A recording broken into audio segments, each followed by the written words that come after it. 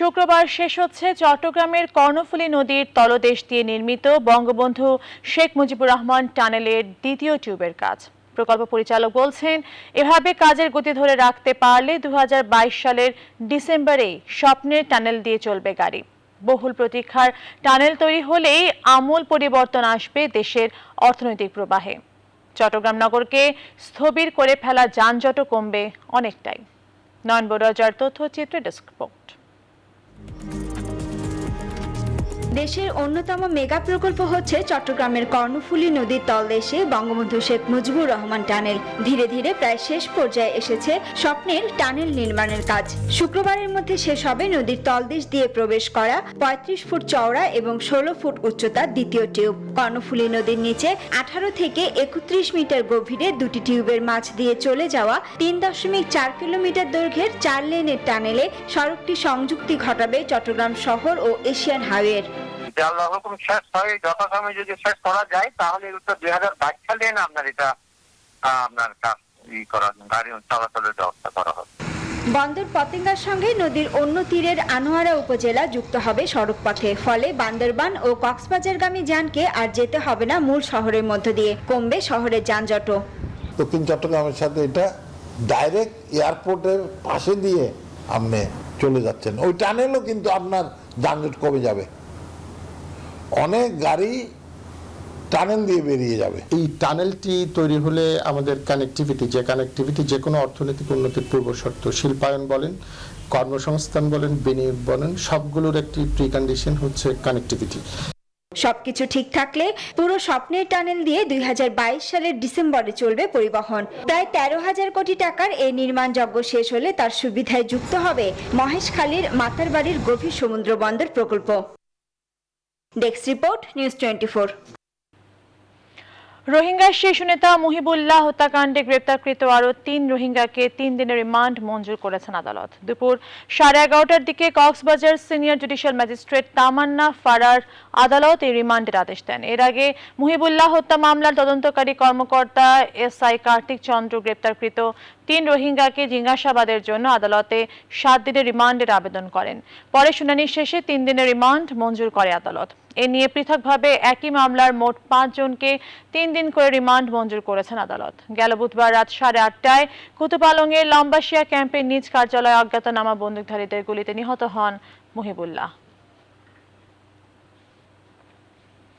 খুলনায় স্ত্রীকে হত্যার দায়ে আর্মড পুলিশ ব্যাটালিয়নের নায়েক মোহাম্মদ মাহমুদ আলমকে ফাঁসির আদেশ দিয়েছেন আদালত। বুধবার দুপুরে খুলনার জননিরাপত্তা বিঘ্নকারী অপরাধ দমন ট্রিবিউনালের বিচারক সাইফুজ্জামান হিরো এই রায় দেন। এ সময় আসামি আদালতে উপস্থিত ছিলেন। 2019 সালের 6 এপ্রিল পারিবারিক কলহের জেরে মাহমুদ আলম শ্বাসরুদ্ধ করে তার স্ত্রী জোহানা আক্তার উষাকে হত্যা করেন। এই ঘটনায় নিহতের ভাই জিএম সোহেল ইসলাম বাদী হয়ে খানজাহান আলী থানায় হত্যা মামলা করেন।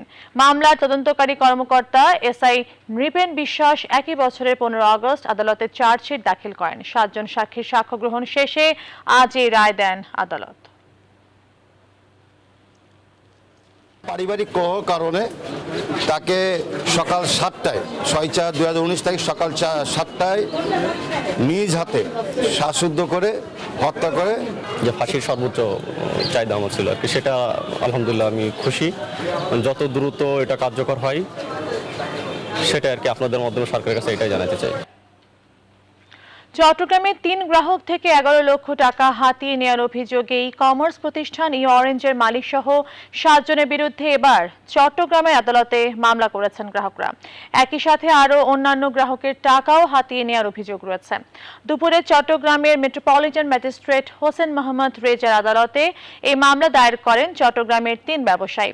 বিচারক মামলাটি আমলে নিয়ে পুলিশ ব্যুরো অব ইনভেস্টিগেশনকে তদন্ত করে ব্যবস্থা গ্রহণের নির্দেশ দিয়েছেন। বাদী পক্ষের আইনজীবী গোলাম মাওলা মুরাদ বলেন, প্রতিষ্ঠানটির মালিক সোনিয়া মেহজাবিন, তার স্বামী মাসশুকুর রহমান, সাবেক পুলিশ কর্মকর্তা শেখ সোহেল রানা, কর্মকর্তা আমানুল্লাহ, বিথি আক্তার, জায়দুল ফিরোজ ও নাজমুল হাসান রাসেল মামলার আসামি।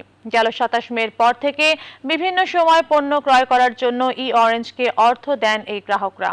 আজও এসব গ্রাহকদের কোনো পণ্য সরবরাহ করেনি প্রতিষ্ঠানটি। চট্টগ্রামের প্রতারিত গ্রাহকরা আজকে এই প্রথমবারের মতো চট্টগ্রামে এই মামলাটি দায়ের করেছেন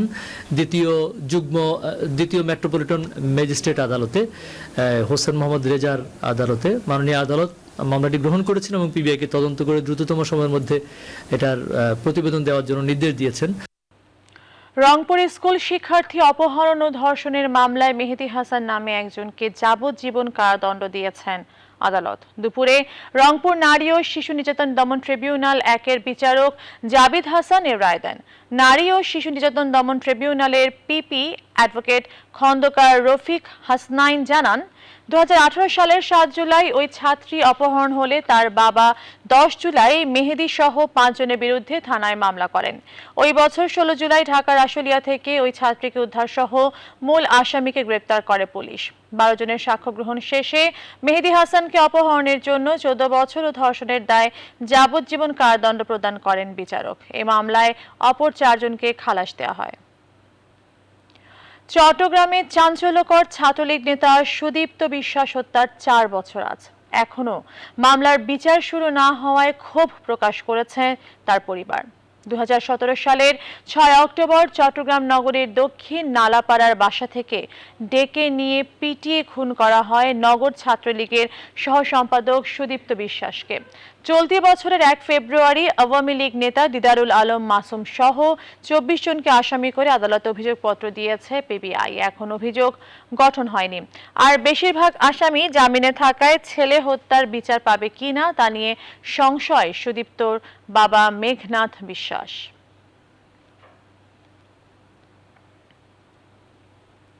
তৃতীয় ও শেষ দিনের মতো রাজশাহী বিশ্ববিদ্যালয় 2020-21 শিক্ষাবর্ষের সম্মান প্রথম বর্ষের ভর্তি পরীক্ষা চলছে। বুধবার সকাল 9:30টায় শুরু হয়ে বিকেল 4টা পর্যন্ত বি ইউনিটের অধীনে বিজনেস স্টাডিজ ও আইবি এর 8 বিষয়ের পরীক্ষা 3 শিফটে অনুষ্ঠিত হচ্ছে। বিশ্ববিদ্যালয় কর্তৃপক্ষ জানিয়েছে, বি ইউনিটের 560টি আসনের বিপরীতে 39,895 জন পরীক্ষার্থী অংশ নিচ্ছেন। এতে প্রতি আসনের বিপরীতে 72 জন পরীক্ষার্থী প্রতিদ্বন্দ্বিতা করছেন।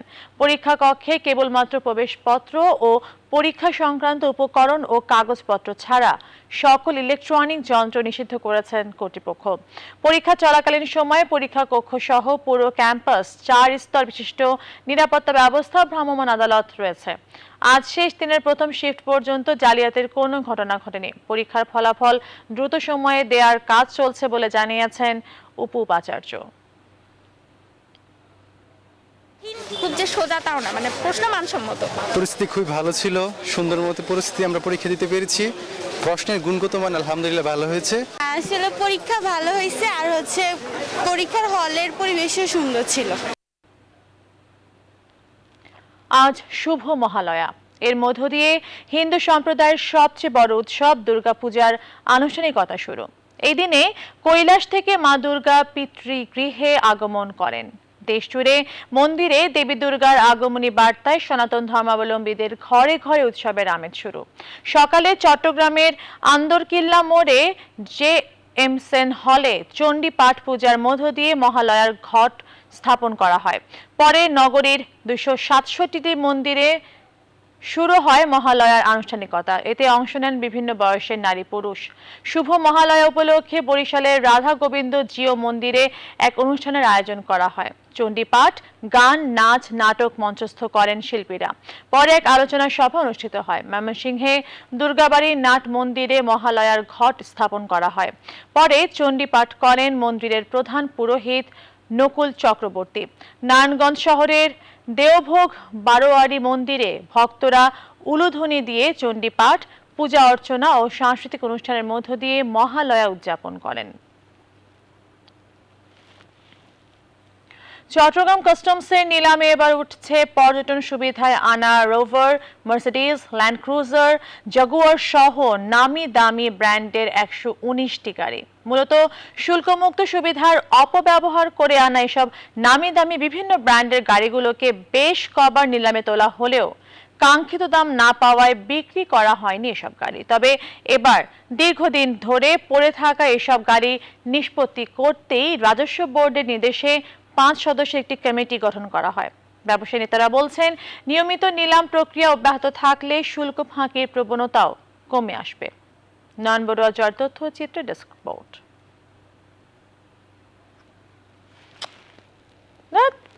পড়ে আছে পর্যটন সুবিধায় আনা land rover, Mercedes, land cruiser, Jaguar সহ নানা নামি দামি ব্র্যান্ডের গাড়ি। অযত্ন আর অবহেলায় পড়ে থাকায় বেশ কিছু গাড়ির ইঞ্জিনে ধরেছে জং, কোনোটির চাকা ফেটে গেছে, চালু না থাকায় নষ্ট হয়েছে ব্যাটারিও। এবার যে কোনো মূল্যেই এসব গাড়ি বিক্রি করতে চায় কাস্টমস কর্তৃপক্ষ। এছাড়াও অনলাইনে কিনতে আগ্রহীরা কিভাবে নিলামে অংশ নেবেন সেজন্য রাখা হয়েছে প্রশিক্ষণের ব্যবস্থাও। দেখার সুবিধার জন্য আমরা যেটা করেছি সেটা হচ্ছে আমাদের ওয়েবসাইট, জাতীয় রাজস্ব বোর্ডের ওয়েবসাইট, এই দুটো ওয়েবসাইটে সেগুলো আপলোড করছি। বাণিজ্য মন্ত্রণালয়ের ক্লিয়ারেন্সের জন্য আটকে যায় এসব গাড়ির নিলাম, তবে এবার ভিন্ন পরিকল্পনায় কাস্টমস। যেগুলো কাঙ্ক্ষিত দর পাওয়া যাবে সেগুলো আমরা জাতীয় বাণিজ্য মন্ত্রণালয়ের সঙ্গে বসে সিপি দাখিলের সিপি প্রদানের উদ্যোগ নিব বলে আমরা নীতিগত সিদ্ধান্ত নিয়েছি। বন্দর কর্তৃপক্ষ বলছে 89টি কন্টেইনারে রাখা প্রতিটি গাড়ি বাবদ বন্দর ভাড়া পাবে প্রায় 75 লাখ টাকা। এছাড়াও বন্দর চত্বরে আছে আরো বেশ কিছু গাড়ি। সব মিলিয়ে এই পর্যন্ত মোট ভাড়ার পরিমাণ 90 কোটি টাকারও বেশি। ওগুলো অকশন হলে একদিকে যেন আমরা যে কিছুটা গুরুত্বপূর্ণ স্পেস আমাদের দখল করে আছে সেটা খালি হবে, এর বাইরে কারণ যেগুলো অকশন হয় সেগুলোর উপরে চিটং পোর্ট কোনো স্টোর রেন্ট পায় না। চট্টগ্রাম চেম্বার নেতারা বলছেন শুল্ক ফাঁকির প্রবণতা কমাতে নিয়মিত নিলামের বিকল্প নেই। নিলামযোগ্য পণ্য কেন বেশি হচ্ছে বা নিলামযোগ্য পণ্য যে কোনো ইম্পোর্টারের কারণে যদি এটা হয়ে থাকে তাহলে ওটাকে নিরুৎসাহিত করার জন্য যেসব সমস্যাগুলি আছে সেগুলোকে চিহ্নিত করে এই সমস্যার একটা দ্রুত সমাধান করতে হবে। কর ফাঁকি দিয়ে আমদানিকারকদের চিহ্নিত করে আইনের আওতায় আনার দাবি তাই বন্দর সংশ্লিষ্টদের। Text report, news 24। দেশে করোনা পরিস্থিতি অনেকটাই নিয়ন্ত্রণে। প্রায় 2 মাস ধরেই নিম্নমুখী রয়েছে করোনায় দৈনিক আক্রান্ত, মৃত্যু ও শনাক্তের হার। এ কারণে হাসপাতালেও কমেছে রোগী। 24 ঘন্টায় করোনা উপসর্গে কয়েক জেলায় প্রাণ হারিয়েছেন 13 জন। রাজশাহী মেডিকেলের করোনা ওয়ার্ডে 3 জনের মৃত্যু হয়েছে। ময়মনসিংহ মেডিকেল কলেজ হাসপাতালের করোনা ইউনিটে 3 জনের মৃত্যু হয়েছে। এছাড়া চট্টগ্রামে 3 জন, কুষ্টিয়ায় 1 জন, সাতক্ষীরায় 2 জন ও যশোরে 1 জন মারা গেছেন।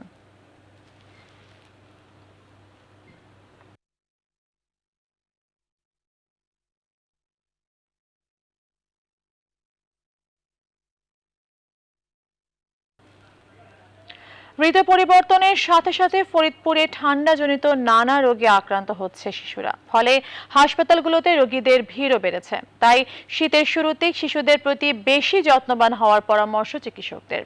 খায়রুজ্জামান সোহাগের তথ্য ছবিতে ডেস্ক রিপোর্ট। দিনে গরম, রাতে ঠান্ডা, এমন দ্বৈত আবহাওয়ায় গেল 1 সপ্তাহ ধরে নিউমোনিয়া, জ্বর, সর্দি, কাশি, ডায়রিয়া সহ ঠান্ডাজনিত নানা রোগে আক্রান্তের সংখ্যা বেড়েছে। এদের মধ্যে শিশু ও বয়স্ক রোগীর সংখ্যা সবচেয়ে বেশি। এতে করে ফরিদপুরের সরকারি ও বেসরকারি সব হাসপাতালে স্বাভাবিকের চেয়ে কয়েক গুণ বেশি রোগী ভর্তি হচ্ছেন। হাসপাতালগুলোয় দেখা দিয়েছে শয্যা সংকট। বারান্দা ও মেঝেতে অবস্থান নিয়েছেন অনেকে। আবার শয্যা আর চিকিৎসার আশায় এক হাসপাতাল থেকে অন্য হাসপাতালে ছুটছেন অনেকে। ঠান্ডায় শ্বাসকষ্টে ভুগতেছি। 4 দিনে 4 বারই ডাক্তার দেখাইছি, কিন্তু কোনো পরিবর্তন আসে নাই। সবশেষে এই হাসপাতালে এসে ভর্তি হয়েছি। 3 দিন যাবত ভর্তি আছি। গ্রামে ডাক্তার দেখাইছিলাম তো কোনো কাজ হয় নাই। আজকে ফরিদপুর আসছি ডাক্তারের কাছে, দেখি ডাক্তার কি বলে। হঠাৎ হাসপাতালে রোগীর চাপ বৃদ্ধি পাওয়ায় চাপ সামলাতে হিমশিম খেতে হচ্ছে নার্সদের। এখন হচ্ছে আগের তুলনায় রোগীর সংখ্যা অনেকটা বেশি, স্বাভাবিকের চেয়ে দ্বিগুণ, যেটা আমাদের পক্ষে সেবা দেওয়া একটু কষ্ট হইতেছে। শিশুদের রোগ প্রতিরোধ ক্ষমতা কম থাকায় দ্রুত রোগে আক্রান্ত হচ্ছে। এজন্য শীত মৌসুমের শুরুতেই তাদের প্রতি অধিক যত্নবান হওয়ার পরামর্শ বিশেষজ্ঞ চিকিৎসকদের। যখন গোসল করাবে একটু ঠান্ডা পানি গরম পানি মিশায় সেভাবে গোসল করাবে। আবার যেই বাচ্চা ঘন ঘন সর্দি কাশি লাগতেছে সেই বাচ্চাকে 1 দিন 2 দিন পর পর গোসল করাতে হবে এবং পর্যাপ্ত পরিমাণে পুষ্টিকর খাবার দাবার দিতে হবে। শিশুদের উপযোগী খাবার দেওয়ার পরামর্শ চিকিৎসকদের। Desk report, news 24। পয়লা কার্তিক মরমী সাধক ফকির লালন সাঁইয়ের তিরোধান দিবস।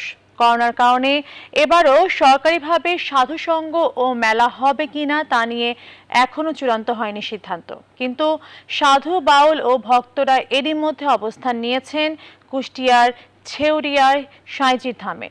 গানে গানে লালনের মানবতার বাণীর প্রচার করছেন তারা। দাবি জানিয়েছেন আগের মতো সব আনুষ্ঠানিকতা পালনের। জাহিদুজ্জামানের প্রতিবেদনে বিস্তারিত। 131 বছর আগে পয়লা কার্তিক দেহত্যাগ করেন ফকির লালন সাঁই। সেই থেকে তার ভক্ত অনুসারীরা আখড়াবাড়িতে সাধুসঙ্গ ও মেলার আয়োজন করে, কিন্তু করোনা মহামারীর কারণে গত বছর এতদিনের সেই রেওয়াজ ভাঙতে হয়েছে। এবার লালনের আখড়াবাড়ি ছেউড়িয়ায় আগেভাগেই অবস্থান নিয়েছেন তার ভক্ত অনুসারীরা। গানে গানে প্রচার হচ্ছে লালনের মানবতার বাণী।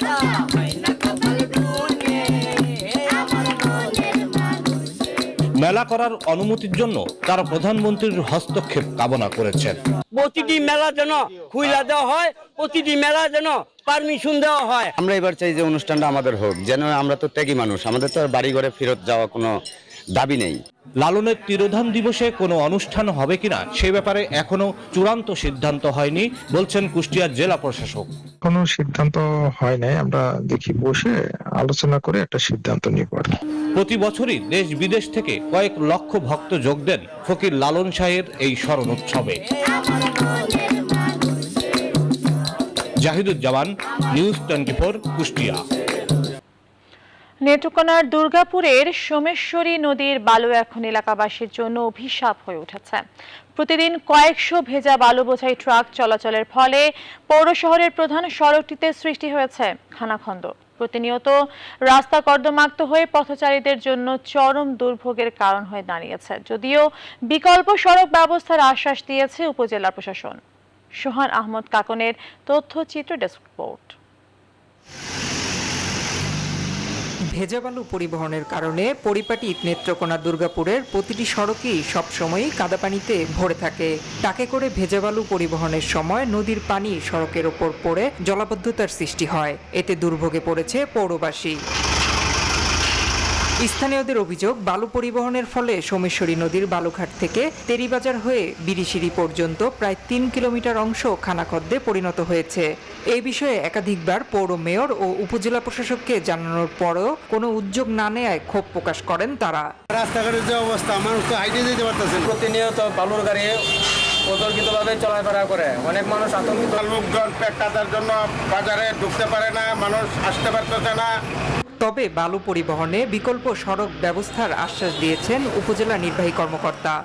আসলে দুর্গাপুরের এই বালির বিষয়টা একটা বার্নিং একটা ইস্যু, সেই ইস্যুকে কেন্দ্র করে কিন্তু আমরা বিকল্প ব্যবস্থা করার জন্য আমাদের শ্রদ্ধেয় জেলা প্রশাসক স্যার সহ ঊর্ধ্বতন কর্তৃপক্ষ কিন্তু কয়েকবার আমরা ভিজিট করেছি।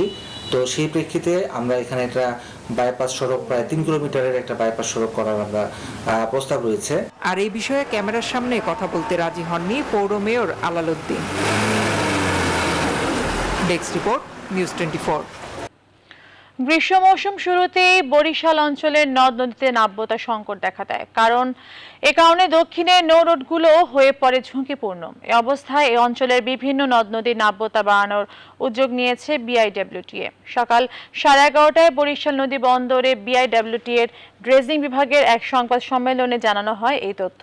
এ সময় সংশ্লিষ্টরা জানান, নৌপথে নিরাপদ করতে বরিশাল নদী বন্দর, পটুয়াখালী নদী বন্দর ও বরগুনা নদী বন্দর এলাকা সহ দক্ষিণাঞ্চলের 30টি পয়েন্টে ড্রেজিং করা হবে। এসব পয়েন্টে মোট 21 লাখ ঘনফুট পলি ড্রেজিং করার লক্ষ্যমাত্রা নির্ধারণ করা হয়েছে।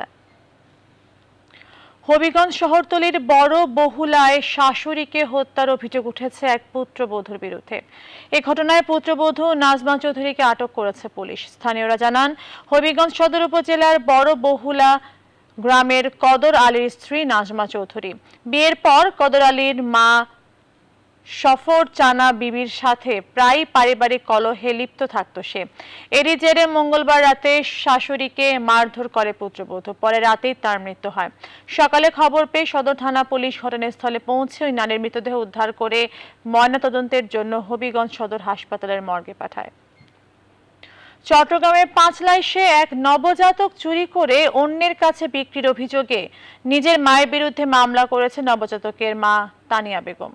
এই ঘটনায় নানি সহ 3 জনকে আটক করেছে পুলিশ। চট্টগ্রাম মেট্রোপলিটন পুলিশের উপকমিশনার মোখলেসুর রহমান জানান, গত 2 অক্টোবর চট্টগ্রাম মেডিকেল কলেজ হাসপাতালে নবজাতকটির জন্ম হয়।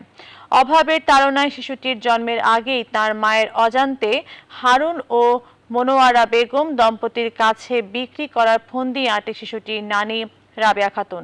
এজন্য তিনি শিশুটি গর্ভে থাকা অবস্থাতেই কয়েক দফা ৫৭,০০০ টাকা নেন। গেল ২ অক্টোবর শিশুটির জন্ম হলে তাকে চট্টগ্রাম মেডিকেল কলেজ হাসপাতালের শিশু বিভাগে ভর্তি করিয়ে শিশুটির নানি রাবেয়া বেগম কৌশলে মেয়ে তানিয়াকে বাড়ি পাঠিয়ে দেন। পরে ৫ অক্টোবর শিশুটিকে ওই দম্পতির কাছে তুলে দেন। নবজাতকের মা শিশুটির ব্যাপারে জানতে চাইলে হারিয়ে গেছে বলে জানান তিনি। তবে তানিয়া এ বিষয়ে পুলিশে অভিযোগ করলে পুলিশ ৩ জনকে আটক করে। ৩ দফা দাবিতে বরিশালে বিক্ষোভ সমাবেশ অনুষ্ঠিত হয়েছে। সমাজতান্ত্রিক ছাত্র ফ্রন্ট বরিশাল জেলা ও মহানগর শাখার উদ্যোগে সকাল ১১টায় নগরীর সদর রোডের অশ্বিনী কুমার হলের সামনে কর্মসূচি পালন করা হয়। এ সময় বক্তারা কোচিং বাণিজ্য বহাল রেখে মূল্যায়নের নামে শিক্ষকদের হাতে নম্বর রাখা ও দশম থেকে দ্বাদশ শ্রেণী পর্যন্ত পরপর ৩টি পাবলিক পরীক্ষা বাতিলের দাবি জানান। বগুড়ায় শুরু হয়েছে ৫ দিন ব্যাপী নারী শিল্প উদ্যোক্তা উন্নয়ন প্রশিক্ষণ কোর্স। এরই অংশ হিসেবে আজ বিসি কার্যালয়ে উদ্যোক্তাগণ তাদের উৎপাদিত পণ্য প্রদর্শন করেন। সংশ্লিষ্টরা জানান, নতুন নতুন উদ্যোক্তা সৃষ্টি ও কর্মসংস্থানের লক্ষ্যে উদ্যোক্তাদের প্রশিক্ষণ দেওয়া হচ্ছে।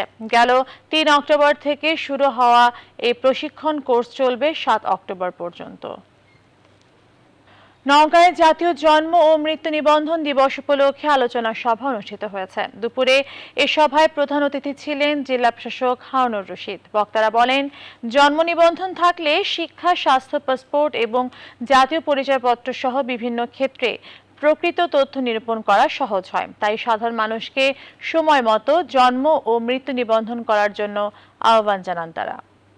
সড়কে বাতি আছে, আলো নেই। মাদারীপুরের রাজৈর পৌরসভার পক্ষ থেকে ৫ শতাধিক সৌর বাতি স্থাপন করা হয়েছে। এতে খরচ হয়েছে প্রায় ৫ কোটি টাকা। কিন্তু এসব সড়ক বাতি অকেজো হয়ে আছে বছরের পর বছর। ফলে বাড়ছে চুরি, ছিনতাই সহ নানা অপরাধ। এতে ক্ষুব্ধ স্থানীয়রাও। বিলাল রিজভির তথ্য, ছবিতে ডেস্ক রিপোর্ট।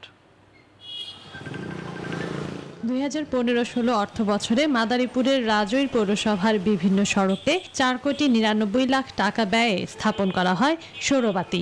বাংলাদেশ জলবায়ু পরিবর্তন ট্রাস্টের অর্থায়নে এটি স্থাপন করে পল্লী দরিদ্র বিমোচন ফাউন্ডেশন। ৫১৭টি সৌরবাতি বসানোর ৬ মাসের মাথায় সেগুলো অকেজো হতে শুরু করে। এর মধ্যে দীর্ঘদিন ধরে বেশ কিছু সড়কের বাতি ভাঙা।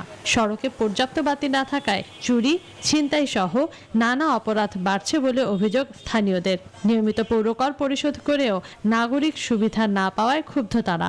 মাঝে মাঝে দু একটা জলে আর সব বাত অকাম হয়ে গেছে। চোর ডাইকের ভয়তে কেন নিয়ে গেল চোরে থাবা দিয়া, দেহিনে আন্দারে কিছুই। আপনারা এটা যদি সার্কুলার দেন, তারা যদি এই কাজটা করে, তাহলে আমাদের একটু আলো হইলে ভালোই হয়। সরকারের কাছে আমাদের জোর দাবি যে আমাদের লাইটটা যেন লাগাই দেয়। পৌর মেয়রের দাবি, জনবল সংকট থাকায় সৌরবাতিগুলো রক্ষণাবেক্ষণ করা যাচ্ছে না। স্থানীয়ভাবে আমাদের তো কোনো জনবল ওইভাবে নাই, মানে দক্ষ জনবল নাই, কিন্তু আমরা স্থানীয় যে টেকনিশিয়ান আছে তাদের মাধ্যমে চেষ্টা করেছি, কিন্তু খুব একটা ভালো ফল আসে নাই। তিনি আরো বলেন, নতুন করে সড়ক বাতি স্থাপন করার জন্য আরো একটি প্রকল্প নেওয়া হয়েছে। এটি কার্যকর হলে সমস্যা দূর হবে বলে আশা মেয়রের। Desk report, news 24। কুষ্টিয়ার কুমারখালী উপজেলার শিলাইদহে রবীন্দ্র কুঠিবাড়ি পরিদর্শন করেছেন ঢাকাস্থ ভারতীয় ডেপুটি হাই কমিশনার মিস্টার বিজয় জর্জ। বেলা ১১টার দিকে রবীন্দ্র কুঠিবাড়ির সম্প্রসারিত উন্নয়নমূলক বিভিন্ন প্রকল্প পরিদর্শন করেন তিনি। পরে তিনি মুজিব বর্ষ উপলক্ষে বৃক্ষরোপণ করেন। ভারত সরকারের অর্থায়নে শিলাইদহ রবীন্দ্রনাথ কুঠিবাড়ির সম্প্রসারিত উন্নয়ন কাজ ২০১৫ সালের ৬ জুন ভার্চুয়ালি উদ্বোধন করেন দুই দেশের প্রধানমন্ত্রী শেখ হাসিনা ও নরেন্দ্র মোদী। এই প্রকল্পের ব্যয় ধরা হয় ১৮ কোটি ১৭ লক্ষ টাকা। কুঠিবাড়ি সম্প্রসারণ কাজ শেষ হয় ২০২০ সালে। আগাম জাতের বাঁধাকপি চাষ করে লাভবান হচ্ছেন যশোরের কৃষকরা। প্রশিক্ষণ নিয়ে আধুনিক প্রযুক্তিতে কপি উৎপাদন করছেন তারা। সংশ্লিষ্টরা বলছেন, সারা বছর নিরাপদ সবজি ও ফল উৎপাদনে কৃষকদের সহায়তা করছে সরকার। রিপন হোসেনের তথ্যচিত্র, ডেস্ক রিপোর্ট। আগাম জাতের এই বাঁধাকপির ক্ষেত যশোর সদর উপজেলার আব্দুল্লাপুর গ্রামের। অসময়ে আবাদ করা এই সবজিতে মিলেছে অপ্রত্যাশিত ফলন। বাজারে চাহিদা থাকায় বিক্রি হচ্ছে ভালো দরে, তাই হাসির ঝলক কৃষকের চোখে মুখে। দাম বেশি, এখন 40 টাকা 45 টাকা কেজি, মনে করেন এতে পোষাই যায়। এই জন্য আগাম চাষ করলে আমাদের এটা সুবিধা ভালো। এখন ফলন একটু কম হলেও দামের দিক থেকে ভালো লাভবান হওয়া যায়, বাজারটাও ভালো পাওয়া যাবে, তাতে আশা করি এবারও লাভ হওয়া সম্ভব। সংশ্লিষ্টরা জানান, আগাম জাতের এই বাঁধাকপির চারা রোপণের 60 থেকে 65 দিনের মধ্যে বাজারে তোলা যায়। আর 1 বিঘা জমিতে উৎপাদিত কপি 1 লাখ থেকে 1,20,000 টাকা বিক্রি করা সম্ভব। সারা বছর নিরাপদ সবজি ও ফল উৎপাদনে কৃষকদের সহায়তা করছে সরকার। কৃষকরা যাতে লাভবান হয় সেজন্য আমরা তাদেরকে পরামর্শ দিয়ে যাচ্ছি। আর এরকম আবহাওয়া যদি থাকে তাহলে অবশ্যই ভালো ফলন হবে। চলতি মৌসুমে যশোর সদর উপজেলায় বাঁধাকপি চাষ হয়েছে 1120 হেক্টর জমিতে। Desk report, news 24। পাখির কলকাকলিতে মুখর পঞ্চগড়ের পশ্চিম ডাঙ্গাপাড়া গ্রাম। এই গ্রামের বাঁশবাগানে বাস করছে বক, পানকৌড়ি, শালিক, দোয়েল সহ বিভিন্ন প্রজাতির কয়েক হাজার পাখি। আর পাখির কারণে বর্তমানে এই গ্রাম পাখিনাগা গ্রাম বলে পরিচিতি পেয়েছে। এসব পাখি দেখতে প্রতিদিনই দূর দূরান্ত থেকে ছুটে আসছেন অনেকে। সরকার হায়দারের তথ্যচিত্রে ডেস্ক রিপোর্ট। পঞ্চগড় থেকে 40 কিলোমিটার দূরে দেবীগঞ্জ ডোমার উপজেলার সীমান্ত রেখার একটি গ্রামের নাম পশ্চিম ডাঙ্গাপাড়া। এই গ্রামের মজিদুল শেখ ও রফিকুল শেখের বাড়ির বাঁশবাগানে বাস করছে বক, পানকৌড়ি, শালিক, দোয়েল, ঘুঘু সহ বিভিন্ন প্রজাতির হাজারো পাখি। আমার দাদার বাবার আমল থেকে এই পাখি অনেক দিন থেকে আমাদের এখানে আসে পাখি। দিন দিন আমাদের বাচ্চাগুলো নষ্ট হচ্ছে, কিভাবে পাখিগুলোকে টেকানো রাখা যায়, এইটাই আমি সরকারের কাছে আকুল আবেদন করি। স্থানীয়রা জানান, প্রায় 200 বছর ধরে এই গ্রামে বসবাস করছে পাখি। আর এই কারণে গ্রামটি পাখিনাগা গ্রাম বলেই পরিচিতি পেয়েছে। হাজার হাজার পাখি সারাক্ষণ মুখরিত করে রেখেছে এই গ্রাম। পাখিদের অভয়াশ্রম গড়ে তোলার জন্য সরকারের সহযোগিতা চান তারা। এখানে বহু প্রজাতির পাখি আছে, তো আরো মনে করেন জায়গাটা অনেক সুন্দর। এখন পাখিগুলো আমরা নিজেরাও মারি না, মানুষকেও আমরা মারতে দিই না। সরকার যদি এখানে নেক দৃষ্টি দেয় তাহলে এত এই গ্রামটা একটা ঐতিহ্যবাহী হিসাবে, দর্শন হিসাবে বহু দূর দূরান্তরের মানুষ এখানে এসে দেখবে। পাখিদের সংরক্ষণ ও গ্রামটির ঐতিহ্য টিকিয়ে রাখতে সব ধরনের সহযোগিতার আশ্বাস দিয়েছেন সংশ্লিষ্টরা। আমরা সরকারিভাবে এখানে যত রকমের পৃষ্ঠপোষকতা করা যায় আমরা সবগুলো চেষ্টাই করব। এখানে আমরা একটা পর্যটন শিল্প হিসাবে এই জায়গাটাকে গড়ে তুলতে চাই।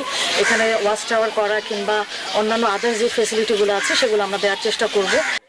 এসব পাখি দেখতে প্রতিদিনই দূর দূরান্ত থেকে আসছেন পাখিপ্রেমীরা। যেখানে মানুষ এবং পাখি একত্রে বসবাস করে, সেই সুবাদে আমার এখানে আসা। এখানে এসে আমি সত্যি মুগ্ধ হয়েছি। এখানে তেমন একটা সরকারি পৃষ্ঠপোষকতা নেই। আমি বলবো অত্র এলাকার প্রতিটি মানুষ পাখি প্রেমী। তবে বাইরে থেকে এসে কোনো শিকারী যেন পাখি শিকার করতে না পারে, সেজন্য সবসময়ই পাখিগুলোকে নজরদারিতে রেখেছে গ্রামবাসী। Desk report, news 24। নিউজ 24 দেশ সংবাদ এ পর্যন্ত। আরো খবর ও বিস্তারিত জানতে ভিজিট করুন www.news24.tv। ধন্যবাদ।